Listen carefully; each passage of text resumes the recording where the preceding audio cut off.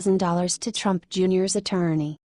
President Donald Trump appears to have used more than $500,000 in campaign funds to pay legal fees over the last 3 months, new campaign filings show. The spending included $50,000 in legal expenses to lawyer Alan Funifas, who is now representing Donald Trump Jr., on June 27.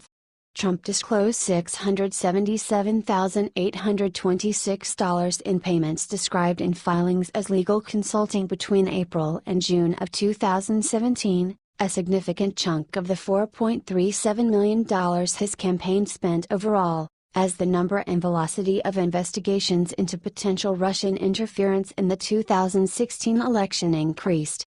The campaign spent significantly more in this area during the late spring and summer than during the first 3 months of the year, when it reported paying $249,344 on legal expenses. Trump has spent more than $4.5 million of campaign funds on legal costs since the beginning of his campaign. Trump's campaign reported paying $538,265 in the last 3 months to Jones Day, the campaign's law firm, up from $190,306 in the first quarter of 2017. Trump's campaign and 2 affiliated joint fundraising committees disclosed raising $13.9 million on Saturday. So long as Trump is only paying expenses incurred from the parts of the investigation related to his campaign, it's legal for the president to use his campaign donations to pay legal expenses or the legal expenses for Trump Jr., said Larry Noble, senior director at the Campaign Legal Center. They're obviously increasing the number of lawyers they have working for them, Noble said. And, Trump seems to be, to a certain extent, churning through lawyers, so this could get expensive. The White House did not respond to a request for comment. The Trump campaign made the payment to Funifas 2 weeks before the New York Times reported an exchange between Trump Jr. and a Russian official about arranging a meeting to discuss damaging research on the Clinton campaign. Funifas' involvement was first reported by Reuters on July 10. The new filings say payments were made for legal consulting, a vague term that could encompass a variety of expenses, including, possibly, settlement payments for cases brought against the Trump campaign. The $50,000 was paid to Funifas on June 27, just 3 days before the filing deadline. Additionally, the campaign paid $89,561 on June 30 to the Trump Corporation for legal consulting. Since the payments were made within days of the end of the filing period, they may represent only a small portion of the amount that is now being billed to Trump's campaign by Funifas and the Trump Corporation. The payments to the Trump Corporation could be for lawyers employed by the corporation working on campaign-related issues such as the Russia probe, or possibly to reimburse other lawyers hired by the Trump Corporation whose names are not disclosed in the filing. Campaign finance records do not show any prior payments for legal services made from the campaign to the Trump Corporation in the past. The Trump campaign racked up multiple lawsuits, including suits stemming from violent incidents at rallies and alleged copyright infringement. In one case, a former campaign staffer alleged the campaign failed to act when Trump's North Carolina state director twice pulled a gun on campaign employees.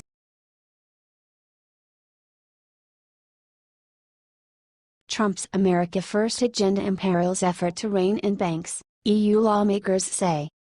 First it was free trade, then the Paris Climate Agreement. Now, European lawmakers are warning that President Donald Trump's anti-globalist agenda threatens to erode years of cooperation on financial regulations forged after the 2008 crisis. European Parliament members are traveling to Washington this week to meet with top lawmakers and other officials, where they can air their concerns about the U.S. commitment to international rules. The meetings come amid moves by the Trump administration and Congress to roll back bank regulations. The recommendations, especially coming from the Treasury Department, are constituting a kind of America First policy in financial regulation, said Marcus Ferber, a vice chairman of the Parliament's Economic Committee. This is a considerable deviation from our international agreed standards, he said. We have the feeling that the United States is going to leave this path. In withdrawing from the landmark Paris Climate Accord in a speech last month, Trump declared that he was elected to represent Pittsburgh, not Paris, underscoring his vow to put America's interests above global concerns. For EU bank regulators, it was a curious choice of locations for Trump. It was in Pittsburgh, at a G20 meeting in 2009, where world leaders recognized the need to work together to rescue and regulate the financial markets after the worst crash since the Great Depression.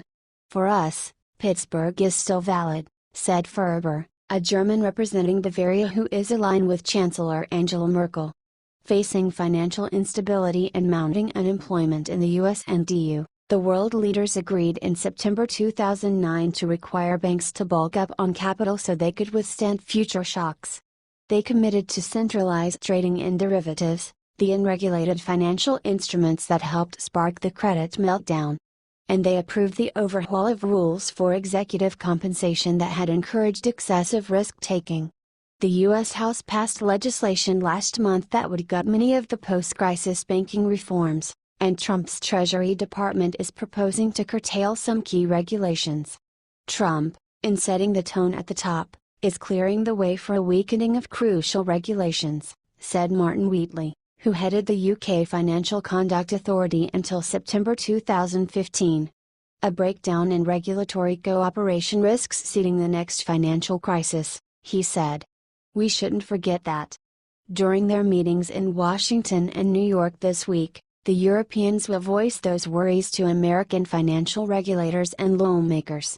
Among them, Jay Clayton, the chairman of the SEC, Christopher Giancarlo, the head of the Commodity Futures Trading Commission, and Stanley Fischer, the vice chair of the Federal Reserve Board. They're also scheduled to meet with officials from Trump's National Economic Council. On Capitol Hill, the members of the European Parliament will talk with powerful lawmakers, including Senate Banking Chairman Mike Crapo and Representative Peter Roskam, chairman of the House Ways and Means Subcommittee for Tax Policy, before heading to New York. The U.S.EU divergence on regulation focuses on agreements reached since the financial crisis in the city of Basel on the Rhine River in Switzerland. There, U.S. banking regulators and their counterparts from around the world have drawn up banking rules for countries to follow. The U.S. new hesitancy to advance Basel regulations has Ferber and other Europeans displeased. Ferber mentioned two items in the Basel banking standards: one, called the Net Stable Funding Ratio, which tries to ensure that banks have enough liquidity during a crisis, and another aimed at reining in trading risks for the lenders. In a June report, the U.S. Treasury Department recommended delaying implementation of both standards, saying these regulations would pile unnecessary burdens on banks. In a July 12 speech, the governor of France's central bank, François Villeroy de Gallet, criticized the Treasury. Such changes would be completely different and would be a source of great concern for all, he said. Any temptation of competitive deregulation would be a lose-lose game, which would increase the risk of a new financial crisis. International cooperation on financial sector regulation is our common good. Nicolas Veron, a senior fellow at Bruegel, a Brussels-based think tank, says the Europeans are overreacting. There is no real evidence that the U.S. is ripping up agreements, said Veron, a visiting fellow at the Peterson Institute in Washington. The Treasury report was hardly draconian, he said, and many of the people Trump has appointed to regulate financial markets are considered moderates, including Rand Quarles, who has been picked to become the Fed's top regulator. The Europeans are right to complain about trade and climate, but at this point I wouldn't extend that to financial regulation, Veron said. Yet for global financial companies, antipathy over financial regulation poses a major risk: retaliation. In November, the European Union proposed to force U.S. banks with significant operations on the continent to establish separate holding companies to keep capital and liquidity in the bloc. Banks are concerned that they will be hit with higher costs and decreased flexibility in times of market stress. Bankers saw the move as retaliation for a U.S. regulation that required all the largest banks to set up holding companies. U.S. companies are closely watching to see if EU officials go ahead with that move. I do fear that we are on the edge of the precipice with regulations fragmenting, said Jeremy Newell, an executive managing director at the Clearing House, a lobbying group for global banks, who was also speaking in Paris. That, Newell said, would have enormous cost.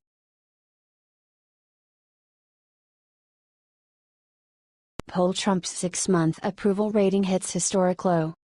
President Donald Trump has hit the lowest approval rating of any president during their first nearly 6 months in office in 70 years, according to a new ABC News, Washington Post poll. 36% of those surveyed approve of the president's job performance, which is 6 points down from his 100-day mark, while 58% disapprove of Trump's performance. Gerald Ford was the last president to be near that mark in the poll half a year into his presidency, with a 39% approval rating in February 1975. At the 6-month mark, both former presidents Barack Obama and George W. Bush were at 59%. In regards to Donald Trump Jr.'s meeting with a Russian lawyer aimed at getting information on Hillary Clinton during the 2016 election, 63% said his actions were inappropriate. 60% think Russia tried to influence the 2016 presidential race, and 67% believe Trump aides helped them. Trump Jr.'s meeting with Natalia Veselnitskaya, a politically connected Russian lawyer whom the Trump team believed had damaging information on Clinton in June 2016, has stirred controversy for the White House. In addition, 38% of those surveyed said Trump has made significant progress toward his goals, with 55% thinking otherwise. 2/3 of respondents also don't trust Trump to negotiate with world leaders on the U.S.'s behalf, specifically Russian leader Vladimir Putin, following the G20 summit. Just 27% said the U.S.'s world leadership has gotten stronger under Trump, while about half said it's gotten weaker. The poll was conducted by landline and cell phone from July 10 to 13 in both English and Spanish among a random sample of 1,001 adults with a margin of error of 3.5 points.